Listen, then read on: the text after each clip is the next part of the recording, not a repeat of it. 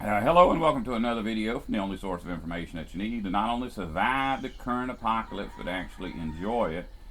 And today's video is going to be another one of those coronavirus videos. I keep thinking this is the last one I'm going to do, but as things progress, more changes are enacted, and it's getting kind of weird. So I felt like we need to talk about this again. And I've got my good friend Aletoledo1 on Skype with me, and he's going to help me get through this. So you want to say hello to everybody? Oh yeah, hello, shalom, and hope everybody is doing well in these interesting times. Well, first off, I think people kind of understand that I'm a little bit leery of what's going on. I don't really understand it. Anytime the government does something, I kind of get suspicious. And in fact, I honestly was aware of this pandemic before most people because I don't watch the news. I'm always going through the internet looking for stuff because, it seems to me that when you're watching the networks, it's always designed to manipulate you. The sponsors do not pay billions of dollars every year to tell you what's happening in the world. They do that in order to get you in a certain mindset to buy products and support the economy, support the government, support religion, whatever.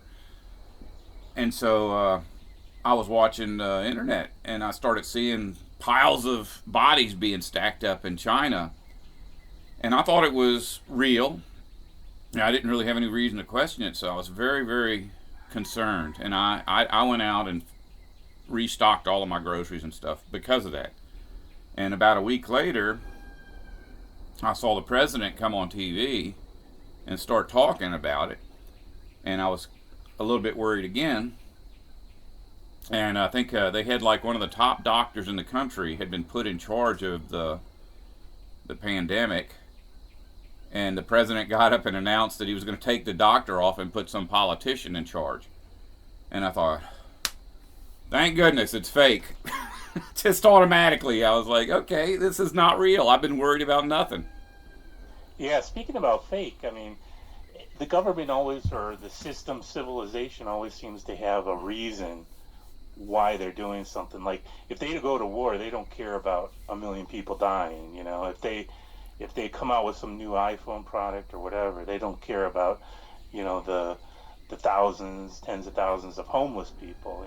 So it's kind of interesting that all of a sudden now the government is, or the system, civilization is worried about the welfare, the health of everybody. Isn't that kind of odd? Yeah. I'm thinking, okay, here we are. There's a very powerful group of men who drop billions of tons of bombs on families every year, and they don't care. They don't even bat an eye. And suddenly they're worried about whether or not Paw dies a month earlier than he was supposed to. Yeah, that's my exactly point. That's exactly my point. And so you can never really trust them. And that's one thing I was asking you about earlier, is that there are some rumors on the internet that this is a hoax, this is fake. I mean, even you're saying it's not real. And I've seen some YouTube videos of people saying that nobody's really dying, and the hospitals aren't filled up. And there was even one video, or a couple videos I saw, where all these hospitals are getting refrigerated trailers outside to stack all the dead bodies in, and yet there's a question whether it's real or not. And that's why I asked you, have you noticed anything going on in your area? Well, I have to go to I have to take my wife to therapy every day, and I have to go right past the hospital to do that. And I haven't seen, it seems to me like they're emptying out. It doesn't seem like they're filling up. And then I've been to the VA several times since this all started. And in fact, yesterday when I asked you if you wanted to do this, you said you should go check it out and see if there's anything going on in your area. So I went back to the VA and I shot some footage. I guess now would be time to show the footage. something Arriving at Virginia, on right. My GPS thinks that VA means Virginia. But anyways, I'm gonna go on through here and just let you see what I see as I'm driving up. You know, there's a lot of people out there saying that this is all fake, and I'm not that guy because I don't know if it's fake or not. It doesn't seem very realistic to me, but I'm not gonna just make a broad statement like that. I mean, I don't think it's real,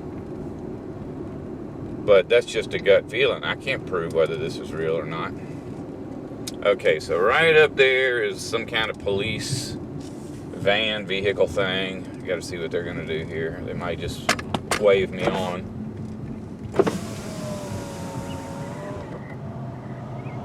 How's it going, sir? You here for an appointment? Yeah, yeah. You're going to take a left. You're going to go all the way down to the end of the road. You're going to make a right. Take a left right here? Yes, sir. You have to be screened first. Okay. All right, thank you.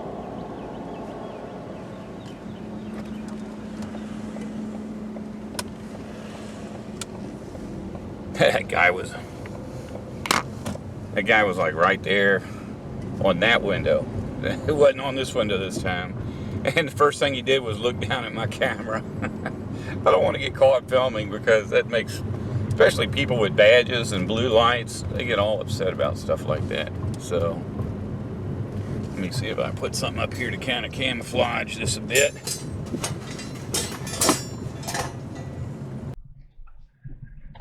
Got a stack of stuff here like most dreadlock hobos would have going to the crazy department of the VA.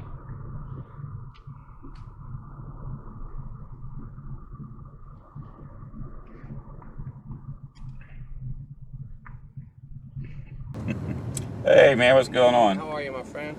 Very good. Good, good. Contractor type? What's that? What brings you on board today, sir? Oh, I got a blood work, regular blood work. No fever? No, I don't have any Around fever or anyone anything with like that. virus? No shortness of breath, but you're heading to the lab. Right, have not been out of the country. You're on your way, my friend. Hey, you know, they called me the other day and said if you don't want to come here, it's, you know, you can put your labs off till later. What would be your advice on that?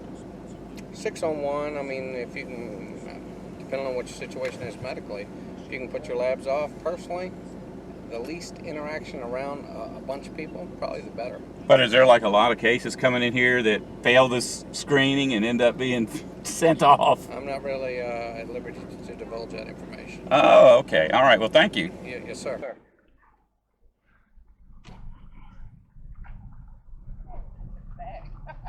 Have a great day, sir. All righty. Bye-bye. That guy he was hip to what I was doing. The first thing he did was like look over. He had sunglasses on, but I know he saw my camera sitting there. I'm glad I pushed the little door back so you couldn't see the, you know, the view screen. That way, he probably knew in advance that somebody would be doing this, and so there you go. I'll go in the VA and just walk around, but I'm not going to bring the camera with me. I just want to go see if there's really anything going on in there, or if what's going on in there is different than what is normally going on in there. I can show you what's going on at this facility. I really like this VA. It's like the most coolest. I haven't been to a whole lot of them, but they are usually just like hospitals, you know, sometimes hospitals, like hospitals for poor people sometimes. And it's not that they're nasty or people don't care or whatever, but sometimes the facilities are just pretty basic. This is a world-class deal here. I have absolutely no complaints about the VA. The doctors are they're incredible compared to regular civilian doctors. Like I've been taking I took my dad to the hospital for years before he died, or his regular doctor visits. I've taken my mom to the doctor quite a few times, and my own experience with this is that if you go to a regular commercial hospital, those people are highly motivated to get you to spend some of your insurance money. I mean, they will recommend all kinds of nonsense just to pay for their equipment. You know, you go in there and say, you know, I think I sprained my finger. Well, you need an MRI. I go to the VA and say, I think I sprained my finger. They give me a funny look and say, well, why are you here? So I like this. I like real medicine. I don't like medicine salesmen. That dude was really, really professional, wasn't he? I am not at liberty to divulge that information, sir. It's like, oh, damn. He saw my camera. That's an elevator there for sure. The ones that are crooked, I think, that's where the elevator is. So I'm gonna park over here by the elevator.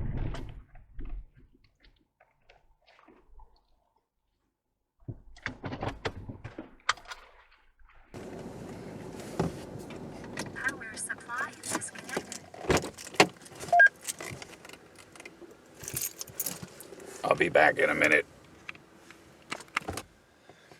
Hey, so anyways, I walked around the VA and I went to maybe 1, 2, 3, 4, 5, 6 waiting areas. And I saw a total of 4 people. At the clinics, there's 3 waiting areas at the clinics. There was 1 man there.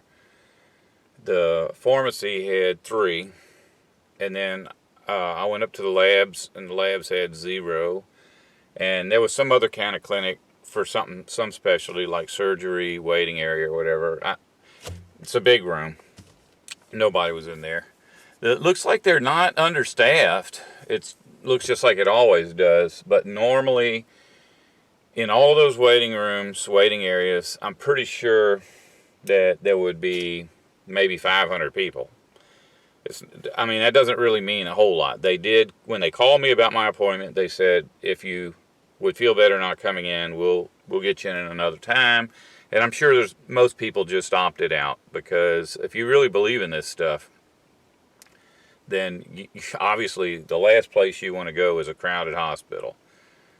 And, well, this isn't a crowded hospital. This is a hospital with staff and no patients. But anyway, since I'm pretty sure both of those people at the gate were like aware of my camera, that I don't want to get my camera taken away from me. So what I'm going to do, I'm going to take this camera off the stand and I'm going to hide it and put this camera on the stand. That way if they take the camera and look at it to see if it's got any video on it, you know, they won't take my camera away or whatever. So I'm gonna put y'all up now. So I went into the VA, as I said in the video, there was nobody there. I think I saw 4 people there, so that would be, with me it'd be 5, and I'm not talking about for the whole VA. The VA that I go to is like huge. It's probably 30 acres of buildings, and there were 4 people in the main building of the VA, where in waiting areas that would normally have hundreds of people, probably 500 people. I think there were 3 people waiting over by the pharmacy, and there was 1 person over by the clinics. When I went past the emergency room, there was nobody. It was complete ghost towns. Like they did not have a single person in there. And you would think that if there was any, and we've got numbers, they're saying there are people in my state that have this coronavirus. So, you would expect somebody to be in there. It's all smoke and mirrors. It's like they have a crisis that they want to push out. They're trying to do something. Like some people have called it like a medical 9/11, but they're investing a lot into this story. So it is kind of unusual what their goal is. In all honesty, I get the flu or cold or something every year. I've always been one of those like nerds that catches everything. I'm always sneezing and coughing, and I'm of the opinion that this is what we should do every year. We should always have. We know when cold flu season is coming. We know that people die from it. We need to shut down, because think about all the jobs that people do. How many of them are really essential? And yet they go out and do them anyway, knowing that people are going to get sick and people are going to die. And this year, that's not happening. But, I'm also the kind of person that when I was a child, like I saw a dead animal on the road, and I asked my dad what happened. He said a car ran over it. I said, well, why doesn't the government make cars illegal? That was my opinion about what we should do about if cars kill animals, why are people allowed to drive around in cars? Later when I found out that millions of people have died in traffic accidents, then I was really like, how can we believe that our government is out to protect us when they allow people to kill one another with automobile accidents? It just makes no sense. But, now I'm an adult and I've kind of become numbed to it a little bit. And I understand that individuals are not important. It's the government, the empire. The empire is everything. And that's the way people believe. People, they're willing to die to maintain this social order. Actually, that's one thing I've noticed too, is that everything has become polarized because of this event. Before, you might have talked to, somebody for days, weeks, months, and then it would appear that you're slowly drawing this person over to your side, and you've worked on that person for so long, and then all of a sudden this event comes along, and literally overnight they're back to what they were before, almost immediately. Yeah, I kind of wonder what's going on, but scripturally, there are a whole lot of verses that talk about this man of lawlessness that would be revealed in the last days, and a lot of people call him the Antichrist. And the description doesn't sound that bad. When you read Book of Revelation, it's got all these very graphic images of death and pain, suffering. But when it talks about the Antichrist, it always makes a point that he's the bad guy, but it says he's going to pull off great acts of or feats, great wonders, and people will be willing to follow him just because of all the good things he does. There's scriptures about he's going to make wars cease and make disease go away. And there's one verse, in fact, the verses I'm speaking about are usually used by the Jehovah's Witnesses to explain what it's going to be like when Christ returns, which is not the case at all, because one of the verses say that anyone who does not live to be 100 years old will be said to be cursed. Well, that doesn't go along with Christ returning and doing away with death forever. There's too many verses about Christ's return where death is done away, where no one ever dies. And here's a verse about the Antichrist. It says people will live to be 100 years old. Well, I got to thinking, what if this guy does make it a law that everybody stay home for flu season? That would increase longevity quite a bit. And then, there's a lot of things that could be done just governmentally that could increase the human life expectancy. It's possible that they're starting to set that system up. Because, even if you think that there's going to be one individual at the end of human history that is the Antichrist, the reality is all governmental, economic, and political and religious leaders for the last 6,000 years have been here for one reason only, and that is to perpetuate Satan's civilization. So maybe this is part of it. Speaking about Revelation, there's something interesting that occurred to me the other day. Is how in the whole story there's this one aspect where it says this one guy received or this one king or the Antichrist or whatever it was received this mortal wound, but then he recovered and then he went on to greatness. I'm wondering, maybe this is that event. Maybe it's not maybe a specific person, maybe it's the system, or the rulers or the whatever it is receiving this type of economic shock or pandemic shock.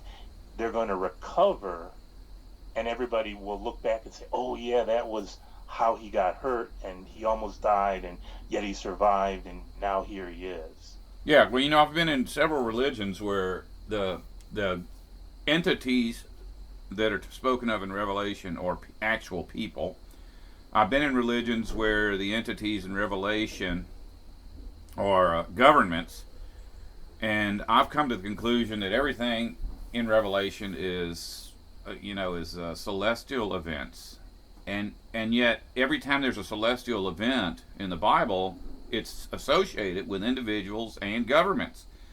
And so that saying as above so below could easily be about something like that. And so I don't know. He receives a sword stroke. It's like every Antichrist End of the World movie has some guy that gets killed and somehow recovers. But it could be just the civilization itself. This is crippling. It's people, and even if it doesn't put an end to economics, and it doesn't put an end to government, and it doesn't put an end to religion, it's definitely maybe putting an end to the belief system of people. They put all their faith into that the government would always take care of them, and now the government's going to send them $1,000 relief check, and their bills are $6,000 a month. So that's not helping. Yeah, I've never understood the economics of that. I mean, $1,000 for even a middle class family wouldn't really be enough to make them get through all this. So something is going to have to change dramatically. And they're talking about making this whole thing go on to the end of April or May, I think. Well, I try my best just to not even watch anything. Certainly don't watch TV, but I try not to even look at anything on the computer because it's full of so much misinformation. You have all these experts coming on, and they're explaining the mechanisms involved in this disease or illness, and how it affects people, and how it's not the flu, and these are people that are well-respected doctors and nurses, and it really sounds like this is bad. But I can remember when Saddam Hussein had his weapons of mass destruction, they were interviewing people every day that, I worked in Iraq for a while, and we were building an apartment complex, and every time we would go there, we would do the plumbing different than I've seen before. I think that was weapons of mass destruction.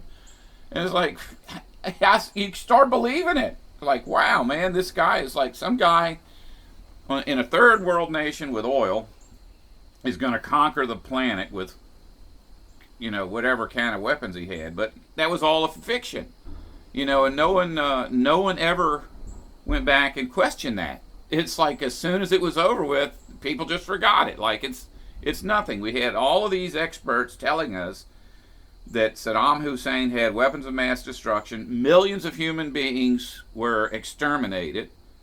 And they go, whoops, must have been wrong. How can you be wrong? You had hundreds of experts telling you that this guy had them. And now we've got hundreds of experts telling us that this disease could end all life on the planet if we don't do something. Yeah, I brought this up to you before, and that's what I was always kind of curious about. So, obviously, we're being told lies, at least, even if some people believe some things, they have to admit that half of the stuff being told is lies. So, I've always wondered, let's say there is the second coming of Christ, or there's some prophet or something in the world that is, telling truth or whatever. I always wonder, how is the average person, like somebody in Brazil or somebody over in South Africa or Australia, how are they supposed to get notified of this truth? There's this one person, this one prophet. How are they supposed to locate this person when all that's talked about on the mainstream media is just lies? Well, it seems to me that, the 1 John 5:19 says, we know we originate with God, but the whole world is under the power of the wicked one. And James 4:4 says, if you want to be a friend of civilization, then you're making yourself an enemy of God. 2 Corinthians 4:4, same thing. It just me and Carlos were sitting around one day talking about scriptures that could be about Satan ruling the world, and we could have gone on forever. There's so many scriptures in the Bible about the rulership of the world belonging to Satan. Well, that's who owns the world. That's who owns civilization, the networks, everything. And so if you think back 2,000 years to when Jesus was on earth, he preached right there in the Roman Empire, and everybody in the Roman Empire knew who Herod was. Everybody in Rome understood who built the Roman roads and the viaducts and all these magnificent buildings. And maybe 5,000 people, maybe 10,000 people had heard of Jesus. They had just heard of him. May have never heard him speak, but were aware of his presence. And so there were people living in Brazil back then. And as time has gone on, the Roman Empire eventually grew until it was overcome by Britain. Britain became the world empire, and then the United States eventually became the world empire. And right now, it's like all of the nations that once were the seat of authority for civilization are part of this. So, Egypt was the empire at one time. Well, Egypt is still part of the empire, and then Assyria, Phoenicia, Greece, Rome, all of those nations are like allies of the American British Empire. Everybody's interconnected. So the whole world understands what the empire is. But how many people, if Jesus was here, would know who Jesus was? If we go back to the first time he came, wouldn't be very many. Yeah, so one thing I've always kind of liked when you say "as of above, so below" is that there's that one verse that says everything is going to be like seen through the sky, and it's going to be worldwide and everything. And so I like that aspect of it because it doesn't rely on the news media to tell us what's going on. Something else is supposed to tell us, hey, this is going on right now. There's somebody out there doing something, and you might not know exactly who, but you're going to have some, inclination that this person is around. I honestly believe that, well, if you go back even in the Bible, like when Jesus was born, who came to see him? It was like Babylonian astrologers. And they said, well, how did you find us? And the astrologer said, well, we followed his Astarte, which is translated as star, but Astarte just means celestial object. And I think it's probably more like a planet, something that no one, had ever seen before was there. And these guys wanted to kind of figure out what was going on, so they followed it, and it led them right to Jesus. And when Jesus' apostles said, this is Matthew chapter 28 or I think 24. You can go back and look at both of those. It wouldn't take you long. But they asked Jesus after he got finished talking to the crowds. He said, tell us, what will be a sign of your presence and the end of civilization? And Jesus says, well, there's going to be diseases and wars and earthquakes. Well, that's not what it says. In English, it kind of sounds like that, and if you let a preacher explain it to you, he'll have you believing that that's what it says. But what Jesus actually says is there will be false prophets telling you about wars and earthquakes and famines and pestilence. Don't listen to them. It's going to be signs and sun and moon and stars. And we're not talking, a lot of people have caught on to this, and they, every time constellation, whatever, is in the middle of Saturn, they start going crazy about it. But when Jesus talked about sign and sun and moon and stars, he wasn't talking about something that astrologers or astronomers would have to find through a telescope. He was talking about you look up and there's planet Saturn sitting like close enough to where it looks like the size of the moon.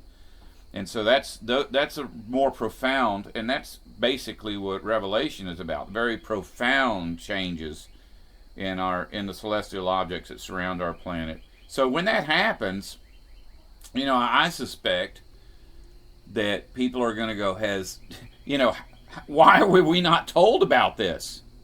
And somebody somewhere will say, there was this old guy living in a tore up house out in the swamp that was talking about this very thing just 10 years ago. And so hopefully people will be willing to listen in, once they realize that The government wasn't telling them that Saturn was going to return to its orbit, or Mars, or whatever, however that's going to work out. Yeah. Well, I'm hoping it's not 10 years because I think I'm done waiting. So one thing I may be in agreement with all the people freaking out about everything is that I think everybody's ready for something to be different. You know, they want to change. They enjoy the drama. They want their life to be different. They want things to change. I mean, isn't that the sentiment you're getting as well? Everybody is. It's kind of weird. Everybody pretty much wants their life to get better, but they don't seem to be concerned about other people's lives. You know, they go down and they talk about, you know, we've got to put an end to these unjust laws. We've got to enact new laws. But nobody ever talks about a world without legal systems. You know, but in the Bible, God said, you know, here's my law. Make love, produce offspring, get plenty of rest, and eat human food, and make sure nothing bad happens to the forest. Well, you know, when he first experiment with that's reported after the flood, God takes a whole bunch of people to a land of wonder, you know, this land of milk and honey, and he says, okay, I'm giving you the same laws I gave Adam and Eve. Go make love, eat human food, get plenty of rest, and make sure nothing bad happens to the forest. And they say, well, that sounds okay, but can we worship a golden calf? And is it all right if we fight wars against the people who don't, you know, who don't look like us? And is it okay if we have a monetary system? And is it okay if we get a king, a human fleshly king? And so that, I mean, that's, people want a better life for themselves, but they seemingly want it to be based on a good human government. They don't want a better life where they just take care of God's forest. You know, I heard a great analogy for this. They said people treat God and God's commands to be like maybe like a girlfriend on the side. It's like, well, yeah, I'll come see you if it's convenient for me, if I'm bored, you know, if I need something, you know, I'll come over and visit you. But in the meantime, I'm going to do my own thing over here. Yeah. Yeah, knowing that the girlfriend is the one they really want, but they're comfortable with their wife, and so they you know, they go back to that every day, their career and their you know, mortgages, all that kind of stuff. Yeah. So what do you think? What do you think is going on? Is this just all nonsense and we should just ignore it, or do you have a feeling that something big is coming? Here's something that this is something to think about. Jesus said that you know, he kept talking about wars and earthquakes and famines, and we've always had that. You know, that's part of that concluding that thing. He said, look, we've always had that. That's the birth pains. You've always got these things going on. And so you can look and say, well, we just went to war with another country. How is that different from the last war with the other country, the different countries, and the war before that? Nothing really changed, but this is different. How many times in your life has the government said, everybody stay home, the whole world is dying, and you did it, and nobody died? You know, this is different. This is a completely different thing. It caught me off guard when it happened. Right now, I don't know what's going on. I do not understand this. So I guess that means you're not headed off to the bunker, and with all your stockpile of food, or you are? Hey, you know what? As far as I know, they're not telling people to stop growing crops and stop shipping crops and stop selling crops. And I don't, you know, maybe I'm wrong. Maybe they will just suddenly say, okay, everybody stay home and don't even buy groceries. If that happens, people may want to start, you know, knocking on my door, because most people really don't have anything. You know, they don't even have toilet paper. So I do have toilet paper. And you also were using leaves for a while, right? Didn't you? Yeah, well, Yeah, I've used leaves before. Oh boy. But yeah, so one other thing about in Revelation that I wanted to talk to you about was, and I know there's the as above and so below, is it always talked about these two prophets that would return, and part of what supposedly they could do is they could always bring plagues upon the earth, one after another, and like pillars of fire could come down and do stuff like that. What if would you think that there'd be more significance to this pandemic if it was followed by another pandemic and another pandemic and another pandemic, one right after another? Because I actually heard there was some preacher who died a number of years ago, but his prediction was that the very first pandemic that occurs, and he maybe I think he referred to it as an epidemic, but pandemic, epidemic, same thing. That he said the first one would just scare people, but the second pandemic would soon follow right after, and it would actually kill a lot of people. So I wonder if we start, let's say this first pandemic goes away in the next few months, but then there's another one, and another scare after that, and another scare after that. Would you say that this is more significant, or does it still fall under the rumors of war and such? Well, scripturally, as far as the Bible's concerned, none of that means anything because always when there's a war, there's somebody somewhere that just had a bomb fall through their roof. That's not going to be the same as a guy watching TV on the other side of the planet who doesn't even know that bomb got dropped. So there's always some people somewhere that are experiencing the absolute worst possible scenario in this, and there's somebody somewhere else that isn't. Now, if everybody on Earth suddenly got a bomb dropped through their roof, I would say that was significant, but once again, end of all life on the planet, I don't think that's going to happen. But scripturally, even though there aren't really any verses about that specifically say that before the end comes we'll experience all these things, it seems like historically every time an empire falls, weird stuff happens. So we may not have anything happening to us personally that indicates we're near the end of the world, but we could be at the end of this particular capital of Satan's empire. So and I've always said that I think that right before the end, the capital will get moved from the United States to Israel. So whoever the next world leader is, he may not be sitting in the White House. He may just be sitting in Israel. The changes that would happen because of that would be probably insignificant. Our tax money would go to a different location or something. It wouldn't have anything to do with our personal lives. Although the transition could be quite painful.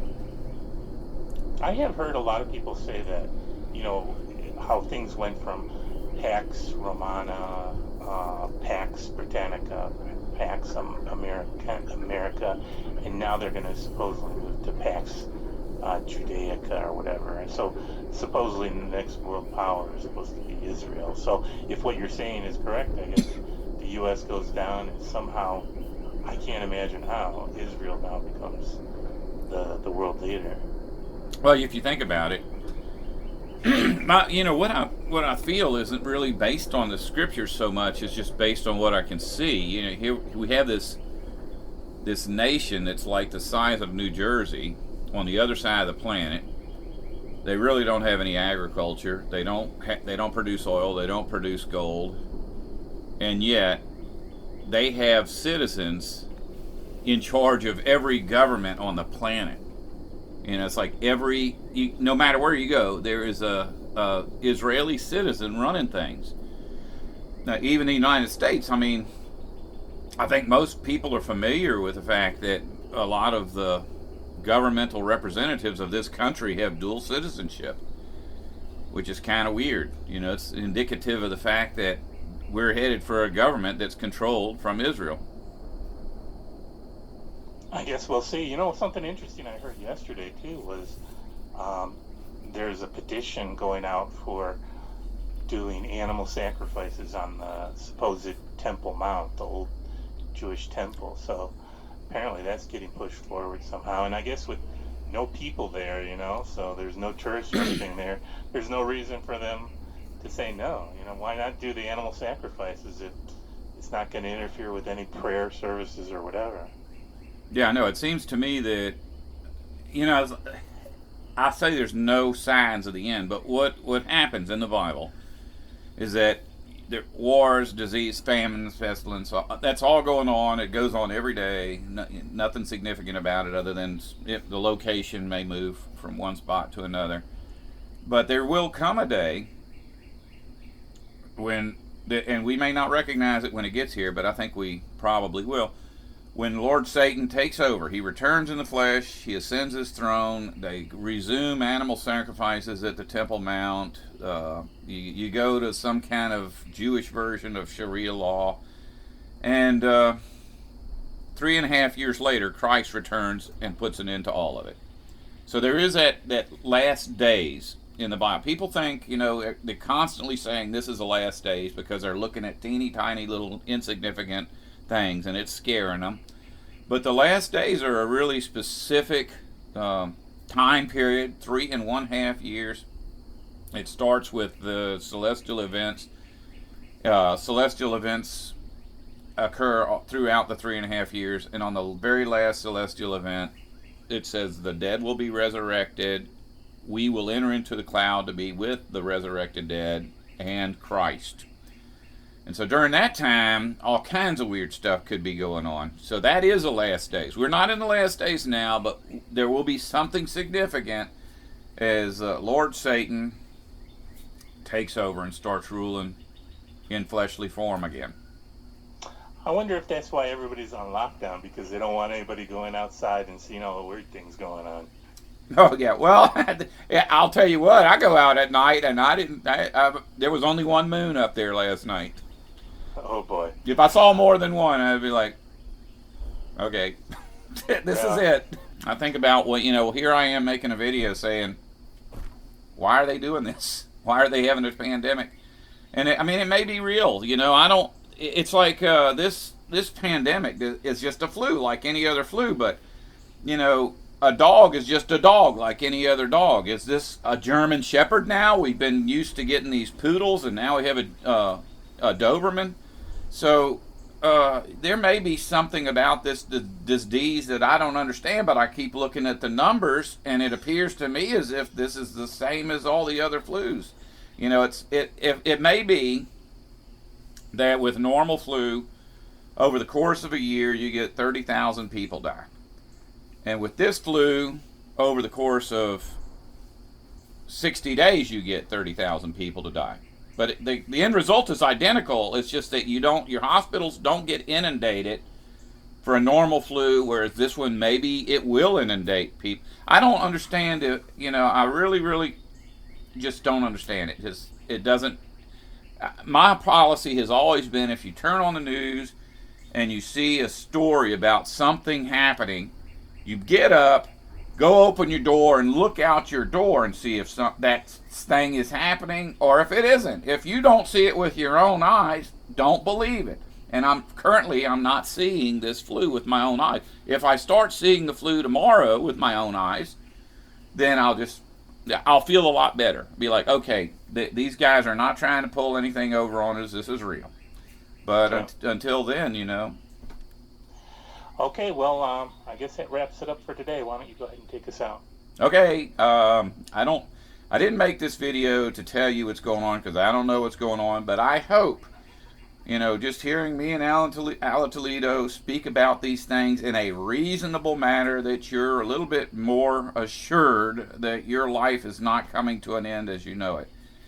As always, I hope you'll stay in touch, and if you don't want to survive, don't listen to us.